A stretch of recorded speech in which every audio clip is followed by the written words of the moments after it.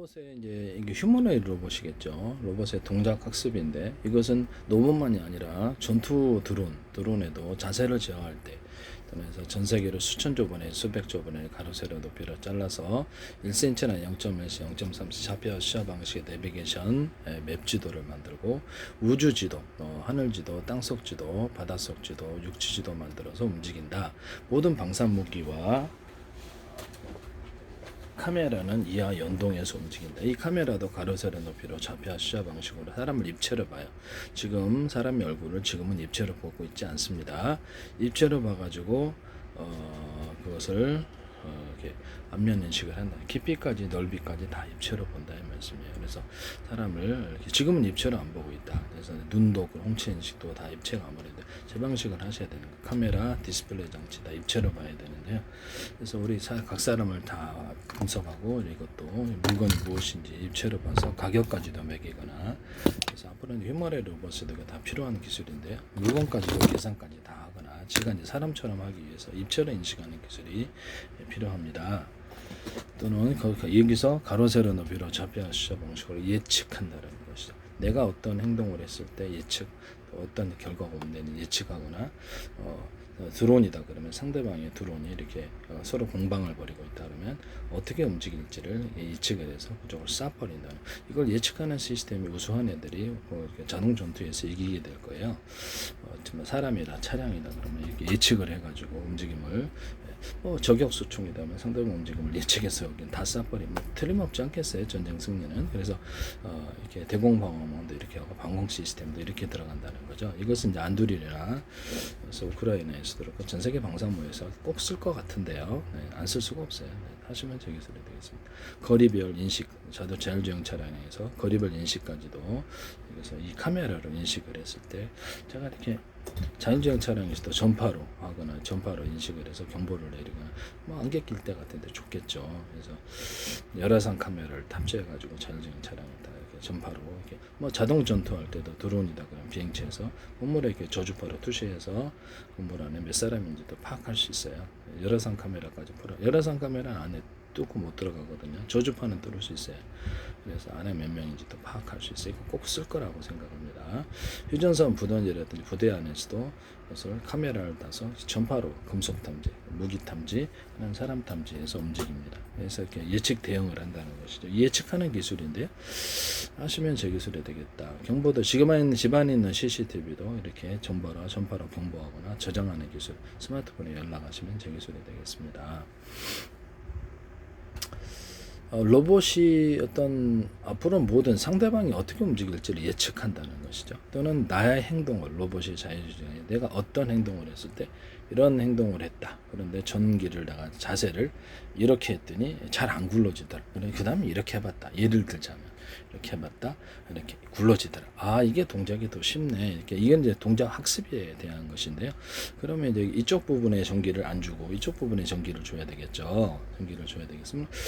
좀 더 효율적으로 저도 무술할 때 이 기술을 쓰기 때문에 여기 몸의 부분에 틀린 힘을 줘가지고 이렇게 움직이는 이런 기술이 되겠습니다. 로봇이 이제 이렇게 되면 섬세한 동작을 하는데 이 기술이 필요한 건데 이렇게 배터리가 20개다 그러면 각각 그 전선을 연결해서 충전할 때도 빠르고 각각 전선 대전선 굵은 놈, 중간 놈, 얇은 놈은 있겠죠.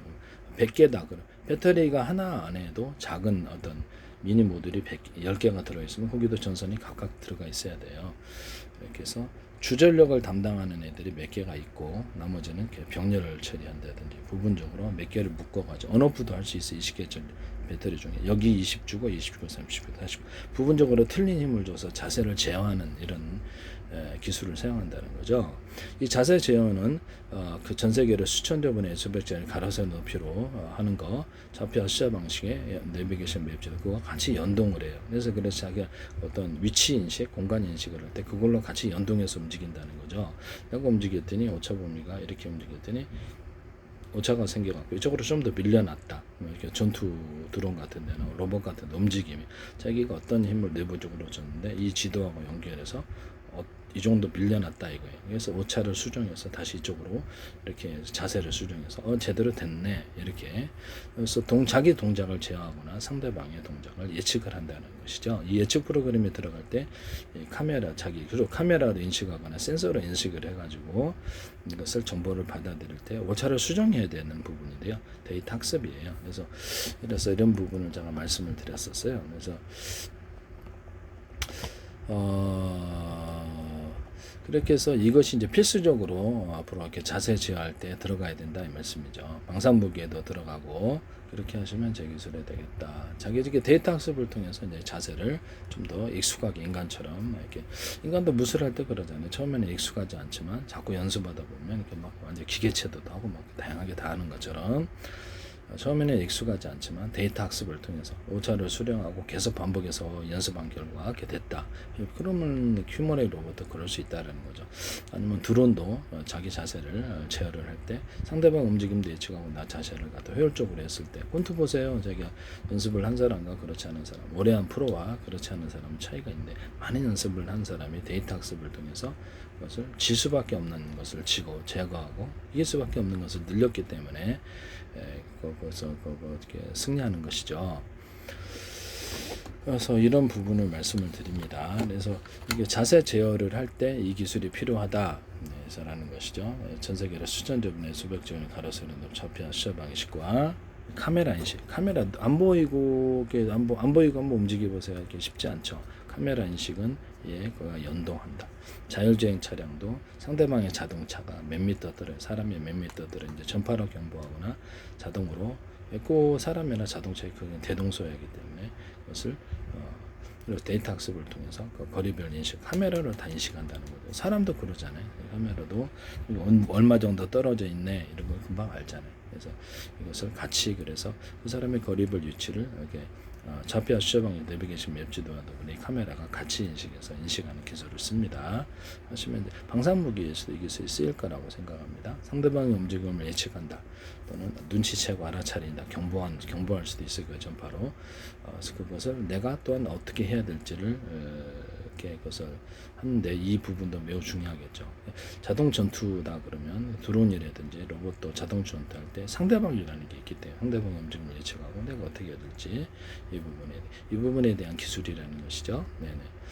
어떤 자세를 내가 할 때 비행체도 자세 제어해서 미사일 날라오고 또는 피하거나 미리 예측해서 이런 기술이다 이 말씀이에요. 그래서 그런 부분을 말씀을 드립니다. 하시면 이제 이런 개념 자체를 탑재를 하시면 제 기술이다.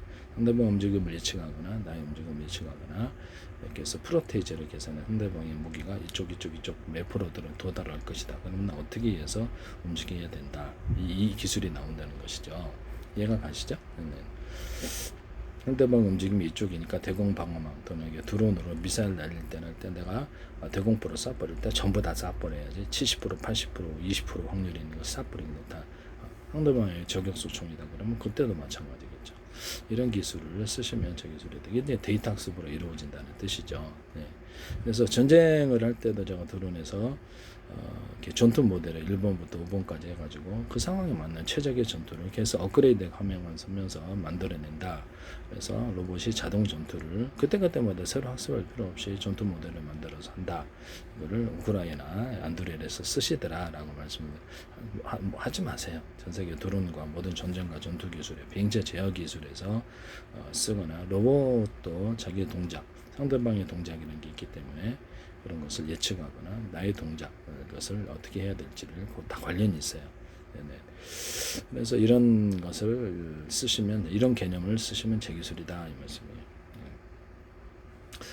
그래서 뭐 이렇게 배터리를 몇 개 엮어가지고 이렇게 이쪽 부분적으로 힘 주고 얼마 주고 이쪽 부분적으로 주고 좀 전기 얼마 주고 이렇게 여기 30, 40, 50, 60 이런 식으로 부분적으로 틀린 힘을 주는데 이 기술이 배터리가 20개다. 근데 그 안에 배터리 모듈이 한 개 큰 게 아니라 10개씩 들어가 있을 때 전기가 다 연결돼야 돼요. 20개도 전부 다 연결돼서 언오프를 할 수 있고 몇 개 조립을 조합했느냐에 따라서 전력을 틀리게 갖다 쓰는 기술이 되겠습니다. 하시면 제 기술이 되겠어요. 배터리 모듈 안에 배터리 이렇게 하나의 배터리 안에 20개 배터리 안에 배터리 모듈이 10개가 또 숨어 있을 수도 있다. 그것도 마찬가지로 몇 개를 온오프 조립을 했느냐에 따라서 전기를 틀게 갖다 쓸 수 있다. 이거는 무엇인가라고 했을 때 섬세한 전력 조절이다. 이렇게 생각하시면 되겠어요. 그런 것이 이제 앞으로 전력 반도체에 들어가거나 모스펫, 전적 반도체 아니면 CPU 또 이렇게 명령 구조 프로그램에 이 기술이 몇 개를 갖다 조립을 하고 이렇게 몇 개를 이렇게 몇 개를 언오프하고 몇 개를 이렇게 연결하고 5개 연결할까 2개 연결할까 10개를 연결할까 이 기술이라는 거죠. 그래서 전력을 틀리게 쓰거나 섬세한 움직임에 또는 강력한 움직임에 이 기술을 사용한다는 것이죠. 개념만 들어가도 제 기술입니다. 남의 기술을 무단으로 사용하지 마세요.